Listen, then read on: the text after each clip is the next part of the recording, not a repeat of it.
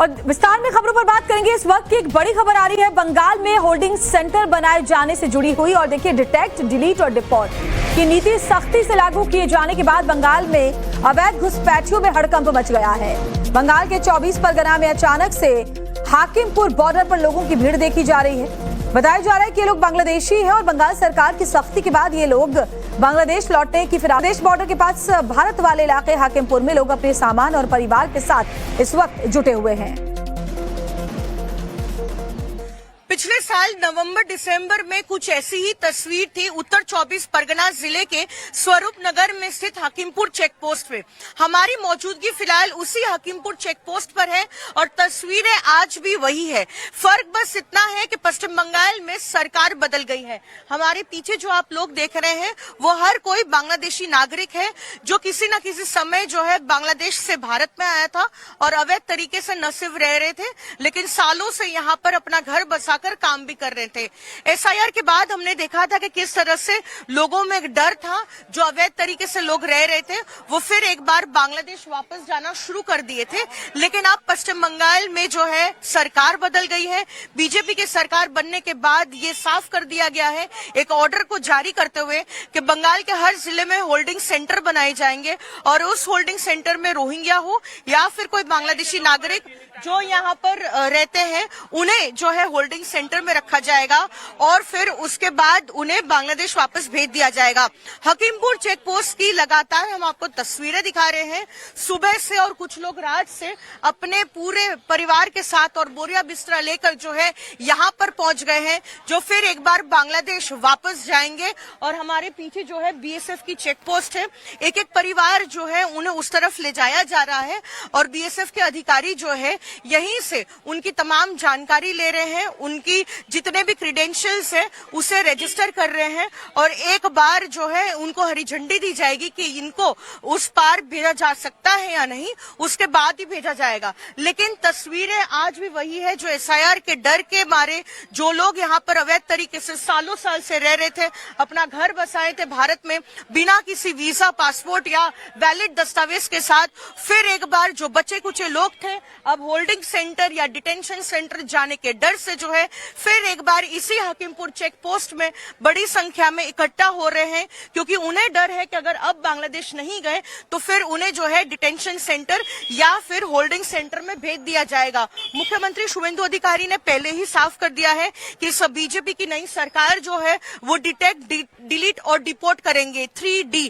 यानी कि अगर कोई रोहिंग्या या फिर अवैध तरीके से कोई बांग्लादेशी नागरिक भारत में रह रहा है, खास तौर पे अगर पश्चिम बंगाल में रह रहा है, तो उन्हें जो है पहले डिटेक्ट किया जाएगा, सूची से उनका नाम डिलीट किया जाएगा और आखिरी में उन्हें अपने देश जो है डिपोर्ट कर दिया जाएगा। तो ऐसे में जो लोग यहाँ पर रह रहे थे अवैध तरीके से, अब डर के मारे फिर एक बार इसी हकीमपुर चेक पोस्ट में आकर इकट्ठा हो रहे हैं और बीएसएफ की जब मंजूरी मिलेगी तब उसके बाद जो है अपने देश बांग्लादेश जो है वापस लौटेंगे। उत्तर 24 परगना के हकीमपुर चेक पोस्ट से वीडियो जर्नलिस्ट कौशिक दे के साथ पूजा मेहता, टाइम्स नाउ, नव भारत। पूजा, ग्राउंड जीरो से आपकी रिपोर्ट और जो तस्वीरें आप अभी दिखा रही हैं, आपके पीछे हम देख पा रहे हैं, वो बताती हैं कि घुसपैठ का मुद्दा सिर्फ हवाई बातें नहीं बल्कि कितनी बड़ी सच्चाई है। आपके पीछे जो लोग हैं, अगर ये आपसे बात कर पाए, जाहिर तौर पर ये बंगला में बात कर पाएंगे, इनसे बात जरा कीजिए और थोड़ा हमारे दर्शकों को और बताइए कि कैसे जो तस्वीर हमने पिछले साल नवंबर दिसंबर के मौके पर देखी थी, अवैध घुसपैठियों का मामला हमने देखा था, उसकी वजह से भीड़ एक बार फिर से वही नजर आ रहा है। बिल्कुल, सबसे पहले मैं आपको तस्वीरों की ओर लिए चलती हूँ और मैं समझाती हूँ कि हमारी मौजूदगी फिलहाल भारत बांग्लादेश अंतर्राष्ट्रीय सीमा के पास है। ये उत्तर 24 परगना जिला है पश्चिम बंगाल का और ये हकीमपुर चेक पोस्ट है। यहीं से लोग जो है आवाजाही करते हैं भारत बांग्लादेश में। लेकिन हमारे पीछे जो लोग हैं वो तमाम ये लोग हैं जो पश्चिम बंगाल में पिछले कई सालों से यहाँ पर रह रहे थे। कुछ लोग 10 साल से, कुछ लोग 20 साल से, और न सिर्फ रह रहे थे और घर बसाया था, लेकिन सेम काम भी कर रहे थे। जैसा कि आप भी कह रही थी, उनसे एक बार बात करने की कोशिश करेंगे। दादा একটু आगे अपनी बोलছিলেন, हालांकि देखिए थोड़ा सा बात करने से मना कर रहे हैं, लेकिन ये शख्स जो है थोड़ी देर पहले हमसे जब बात कर रहे थे तो उन्होंने बताया था कि किस तरह से पिछले 20 साल से जो है वो यहाँ रह रहे हैं बिना किसी दस्तावेज के।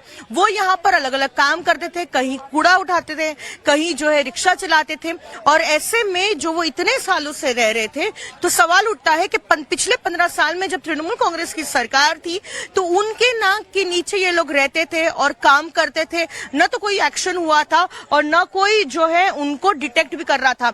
लेकिन अब जहां बीजेपी की सरकार बन गई है और यहाँ पर लोग पहुंचे बड़ी संख्या में, हर कोई बांग्लादेश जाना चाह रहा है।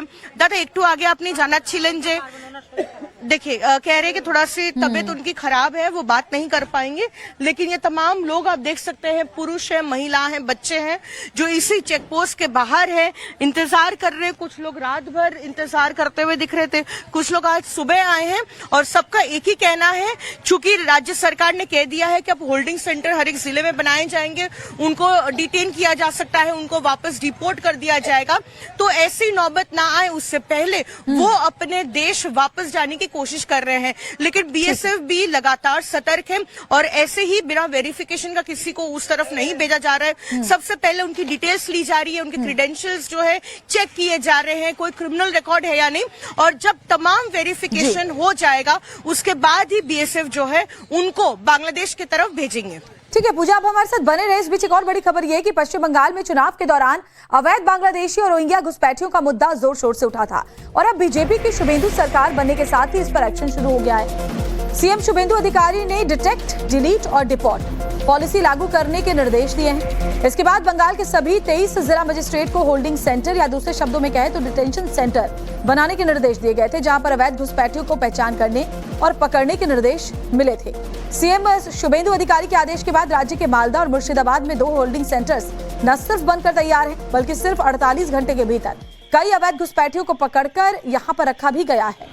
मालदा का जो सेंटर है वहां 9 घुसपैठियों को रखा गया है, जबकि मुर्शिदाबाद में 7 अवैध बांग्लादेशियों को रखा गया है। इसके बाद पुलिस ने पकड़े गए लोगों की नागरिकता की जांच शुरू की है। अगले 30 दिन के भीतर इन लोगों की नागरिकता की पहचान की जाएगी और फिर उन्हें डिपोर्ट कर दिया जाएगा।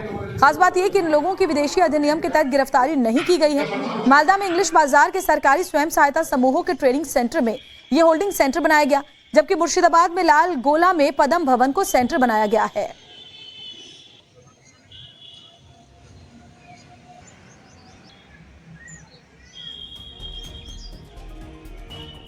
और चलिए मैं आपको बताती हूँ कि शुभेंदु सरकार किस तरह से अवैध घुसपैठ पर लगाम लगाने के लिए सख्त है। दरअसल देखिए, बंगाल सरकार का जो पॉलिसी है डिटेक्ट, डिलीट और डिपोर्ट, ये पॉलिसी लागू हो गई है। दरअसल बंगाल सरकार इसको लेकर काम कर रही है। 23 जिलों में होल्डिंग सेंटर बनाने के निर्देश सरकार की तरफ से दिए गए हैं। मालदा और मुर्शिदाबाद में सेंटर्स बना भी दिए गए हैं। अवैध नागरिकों को होल्डिंग सेंटर में रखा जाएगा, ये भी जानकारी मिल रही है। गृह मंत्रालय के निर्देश पर घुसपैठियों की धरपकड़ जारी है। घुसपैठिए 30 दिन के भीतर ही डिपोर्ट कर दिए जाएंगे, यानी कि बांग्लादेश भेज दिए जाएंगे। जांच में घुसपैठिए पाए गए तो बीएसएफ को उन्हें सौंप दिया जाएगा और उसके बाद जांच करके आगे का प्रोसेस किया जाएगा। होल्डिंग सेंटर पर पुलिस और सीसीटीवी से 24 घंटे निगरानी भी रखी जा रही है इन घुसपैठियों की, यानी चुन चुनकर घुसपैठिए जो है पश्चिम बंगाल से बाहर किए जा रहे हैं और उन्हें बंगाल भेजा जा रहा है, जो सालों साल यहाँ इसी तरीके से बिना किसी वैध दस्तावेज के रह रहे हैं। अब कहाँ होल्डिंग सेंटर बनाए गए? देखिए, वैसे तो 23 जिलों में बनाने हैं, लेकिन फिलहाल कहाँ होल्डिंग सेंटर बनकर तैयार हो गए? तो मालदा में और मुर्शिदाबाद में, इन दोनों ही इलाकों में होल्डिंग सेंटर्स बन करके तैयार हो गए हैं। और बताया यह भी जा रहा है कि कुछ घुसपैठिए जो हैं वो यहां रखे भी गए हैं इन होल्डिंग सेंटर में, जिनको डिटेंशन सेंटर भी आप समझ सकते हैं। और ये जो होल्डिंग सेंटर है फिलहाल एक्टिव है। इसके अलावा जो और भी जिले हैं, खासतौर पर वो इलाके, खासतौर पर जो मुस्लिम बहुल इलाके हैं और जहां पर सबसे ज्यादा घुसपैठियों की संख्या हो सकती है, उन जिलों में पहले होल्डिंग सेंटर्स बनाए जा रहे हैं और वहां घुसपैठियों की धरपकड़ जारी है।